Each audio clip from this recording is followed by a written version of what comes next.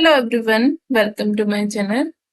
आज हम कवर करने वाले हैं लीडरशिप थ्योरीज। ओबी की सीरीज हमारी चल रही है, उसमें लीडरशिप थ्योरीज आज हम कवर करने वाले हैं। कौन कौन सी लीडरशिप की थ्योरीज होती है, तो इसे हम स्टार्ट करते हैं।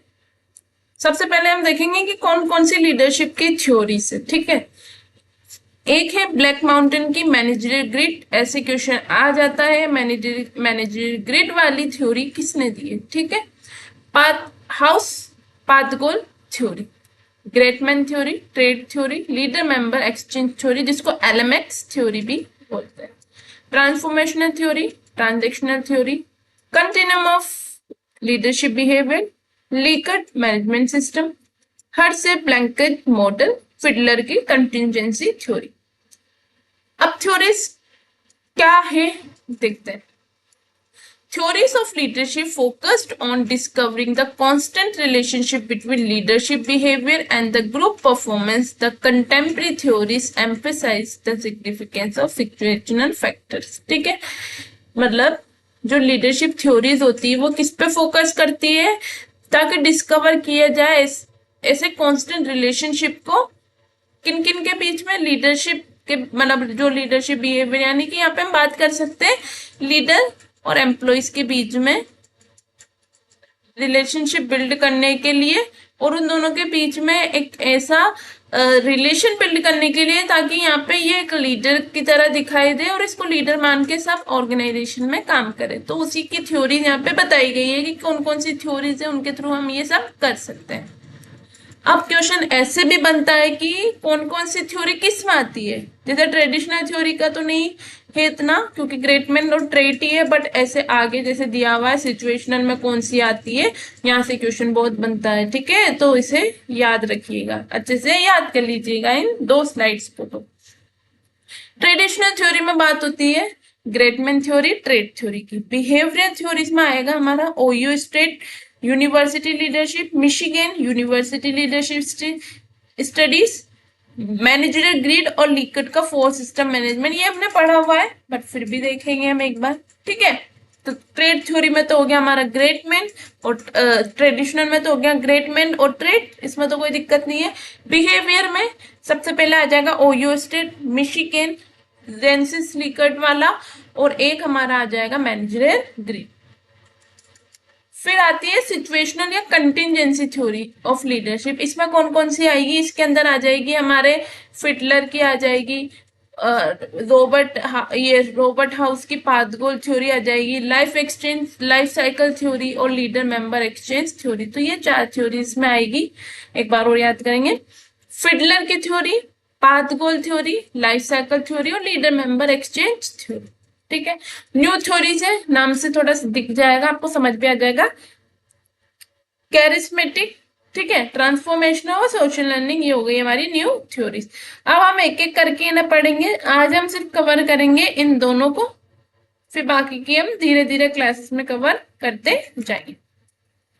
ग्रेट मैन की थ्योरी ये देखेंगे। ग्रेट मैन ने ये एस्टेब्लिश की 19th सेंचुरी में। ठीक है, सच एज हिस्टीरियन थॉमस कार्लेल ने ये थ्योरी दी है। ग्रेटमैन थ्योरी किन्होंने दी है, थॉमस कार्लेल। ठीक है, इनका प्रोनाउंसिएशन मैं नहीं कह सकती कैसे होगा, बट यहाँ पे जो लिखा हुआ है वो बिल्कुल करेक्ट है। ठीक है, इन्होंने क्या किया, who put forth the idea that the world history is nothing more than collection of biography belonging to great man. पुरानी थ्योरीज है, ग्रेट मैन थ्योरी नाम से समझ आ रहा है, मतलब कि ये किस पे बात करती थी, ये थ्योरी कि जो हिस्ट्री में हो चुका, मतलब जो हिस्ट्री में बातें की गई है, जिनकी बायोग्राफी है, बस वो ही बिलोंग करती है ग्रेट मैन से। ठीक है, इसमें इन्होंने अपनी अजम्पशन मानी कि जो लीडर वो ही होता है जो जन्मजात, जिसके अंदर लीडरशिप की क्वालिटीज होती है, कोई बाद में आके लीडर नहीं बन सकता। ये थ्योरी ग्रेटमैन थ्योरी की ये बोलती है। ठीक है, इनकी अजम्पशन है कि the leaders are born not made and possesses certain traits which are inherited. Same यही बात है। और ग्रेट लीडर्स अराइज होते हैं when there is great need, और ग्रेट लीडर्स तभी अराइज होते हैं, उसी कंडीशन में अराइज होते हैं जबकि उसकी अच्छी खासी यानी कि ग्रेट नीड होती है। इसका एग्जाम्पल अलेक्जेंडर द ग्रेट, हम महात्मा गांधी जी को भी ले सकते हैं, ठीक है। इसमें बता रखा है the same applies to contemporary leads like George W Bush and Mahatma Gandhi.